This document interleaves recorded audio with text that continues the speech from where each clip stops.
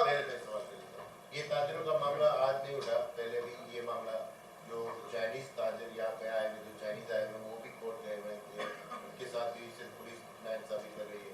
ये मामला मुस्तकिल हो भी रहे, सिद्दीक हुकूमत इस हवाले से क्या कुछ इक़दाम कर रही है क्या? देखिए जी, वो बहुत सेंसिटिव टॉपिक है, उस पर पुलिस की तरफ से और होम मिनिस्टर साहब की तरफ से क्लियर स्टांस और बयान आया है। और बात ये तो आउट ऑफ क्वेश्चन है कि पुलिस किसी के साथ भी इस तरह की खुदा न खास्ता और फॉरेन डिग्निटीज़ के साथ कोई ज्यादती कर जाए। यस, जहाँ पे इश्यूज़ हैं कि एक SOPs बनाई हुई हैं, उन SOPs पे सबने चलना है और हमें वो ज़्यादा कॉन्शियस हैं, उनकी सिक्योरिटी हमें अपनों की सिक्योरिटी ज़्यादा अजीज़ है। इससे ज़्यादा मैं आपको क्या बात बता दूँ, लेकिन उसके लिए पूरा फुल प्रूफ सिस्टम भी बनाए गए हैं। जो भी मेरी रिक्वेस्ट है कि उन सबसे कि वो SOPs को फॉलो करें। ये बता दें कि वाइस चांसलर्स की तैनाती को इतना ओपन कर रहे हो, तो उसमें क्या ऐसी श्योरिटी, क्या ऐसी गारंटी है कि कल कोई ब्रिगेडियर आ गया रिटायर्ड, या कोई क्या कहते हैं ब्यूरोक्रेट ने कौन सा तीर मारा होगा जो वहाँ जाके जो है ना वो इंडस्ट्री को संभालेंगे? कोई मतलब जो प्रोफेसर हैं वो मुतालिका फील्ड के हैं और उनको पता है कि एजुकेशनिस्ट हैं, लेकिन बाहर के लोग आकर अगर वाइस चांसलर बनेंगे तो फिर देखिए भाई मेरे, हमने नहीं कहा कि प्रोफेसर वाइस चांसलर नहीं बन सकते। हम तो कह ही नहीं रहे कि प्रोफेसर वाइस चांसलर नहीं बन सकता। प्रोफेसर भी बन सकता है, लेकिन अगर एडमिनिस्ट्रेटिव, कुछ चीज़ें एडमिनिस्ट्रेटिव होती हैं, मैं इस पर ज़्यादा बहस नहीं करूँगा, लेकिन हमारे माजी में हमारे इन्हीं ब्यूरोक्रेट्स, एक्स ब्यूरोक्रेट्स ने बहुत अच्छा काम किया। मजहरुल हक सिद्दीकी साहब का नाम कौन नहीं जानता। हमने जब स्कूलिंग थी और हमारे कॉलेजेस थे तब मजहरुल हक सिद्दीकी साहब के अंडर भी हमने पढ़ाई की है। इसी तरीके से मैंने कहा कि मुज़फ़्फ़र शाह साहब जो वाइस चांसलर थे मेरान यूनिवर्सिटी के, बहुत अच्छा नाम था। अल्लामा आया एक काजी साहब का नाम आपने कभी सुना है? सुना है, बहुत बड़ा नाम था। अच्छा, मैं आपको बताऊं कि अल्लामा इकबाल साहब भी वाइस चांसलर रहे हैं, आपको पता है ये बात? तो आप अगर आप बता दूं कि प्रोफेसर और नॉन प्रोफेसर की बात नहीं है। इसी तरीके से मेरा कहने का मकसद ये है कि हमें कोशिश ये करनी चाहिए कि हम एवेन्यूज़ को बड़ा करें, हम लिमिटेड ना रखें। पुराने क्राइटेरिया को नहीं छेड़ा गया, ज़्यादा हम एवेन्यूज़ को ना, क्योंकि अगर इस वक्त सिंध में 30 यूनिवर्सिटीज़ हैं, हम कहीं अगर एप्लीकेशन मांगते हैं, अगर उससे अच्छा कोई ऐसी नीयत नहीं। नीयत हमारी सिर्फ और सिर्फ एक ये है कि हम इन जहाँ पे गवर्नमेंट बिलियंस ऑफ रुपीस उन एजुकेशन इंस्टीट्यूट्स पे खर्च कर रही है, वहाँ पे हम क्वालिटी ऑफ एजुकेशन को, एजुकेशन के माहौल को बेहतर कर सकें। हमने ऐसे भी लोग देखे हैं जो कि एजुकेशन इंस्टीट्यूट में बड़े बड़े ओहदों पे बैठे हैं, साथ साथ में वो मीडिया में नौकरियां भी कर रहे हैं। भाई अगर आप एक जगह पे बैठो तो वहीं पे नौकरी करो ना आप, और साथ में आप मीडिया हाउसेस में भी नौकरी कर रहे हैं।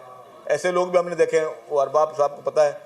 तो ये सारी चीज़ें जो है इस तरह की, तो हम वो कह रहे हैं कि जी हमारा क्राइटेरिया वही है। अच्छा, ये बता दें हमी साहब, ये कौन सी कुव्वत है कि कभी कचरे पे सालों तक सियासत चलती रही, अब यूनिवर्सिटी मैटर पे भी सियासत हो रही है, और इसी तरह जो है वो ताजिर हजरात को भी कभी कभी इस्तेमाल किया जाता है।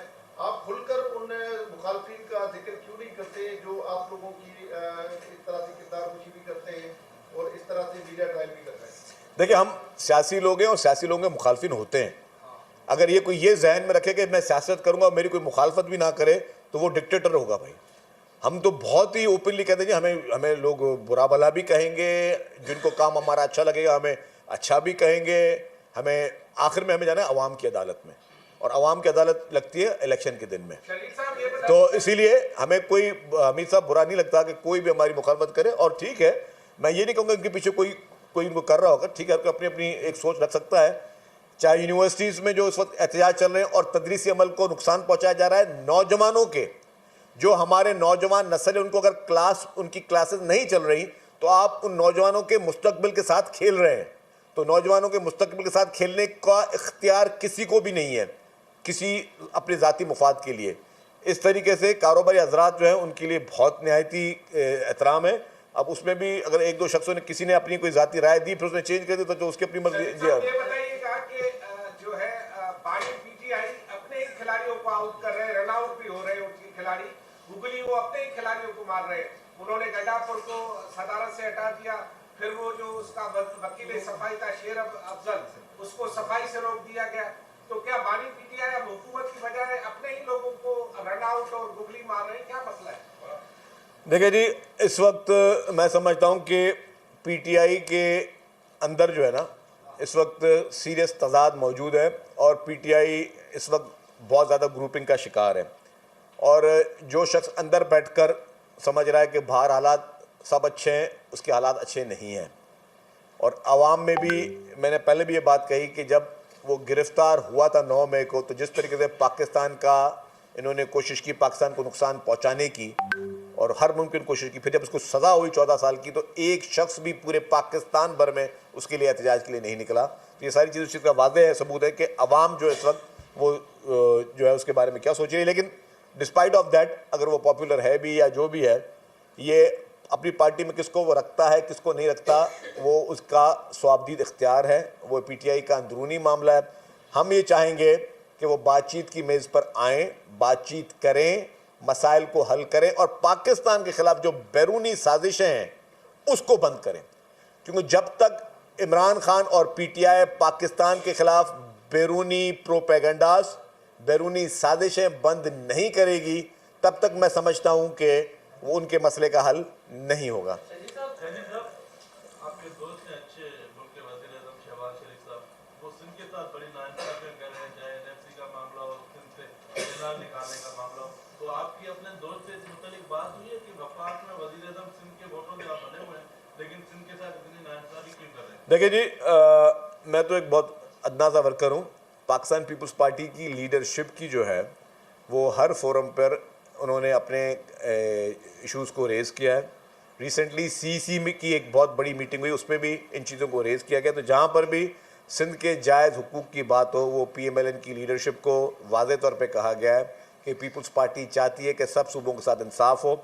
हम किसी से ज़्यादा शेयर नहीं चाहते, हम चाहते हैं जो हमारा जायज़ हुकूक हैं, चाहे वो प्राइम मिनिस्टर साहब हों, उनकी हुकूमत हो, वो उसको एड्रेस करें।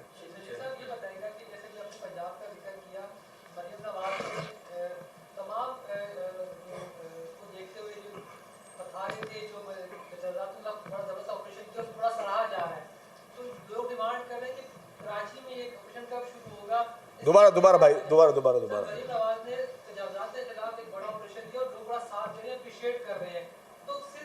कराची में एक बड़ा मसला है तजावुज़ात का, पठानों का, रक्षा वालों का, उन सबको उनको हदूद के लिए उनके लिए कानून बना दिए। तो कराची में कब से होगा? देखिए जी, मैं इस मामले में उनके साथ हूँ।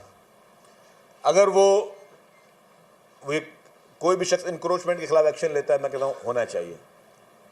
आपको पता, अगर मैं कराची में इंक्रोचमेंट के खिलाफ हमने एक्शन लेना शुरू किया तो इस कमरे में भी शायद आप में से कोई उसको सर्वाइव ना कर सके। मैं बड़े वादे के तौर पर बताऊँ, आप और हम जब भी जाते हैं अपनी मोटर बाइक या गाड़ी कहाँ खड़ी करते हैं? सिर्फ इंक्रोचमेंट्स पे खड़ी करते हैं। आप जाके देखें लाइन से ठेले कहाँ लगे हुए हैं, आप जाके देखें लाइन से चीज़ें कहाँ हुई हैं।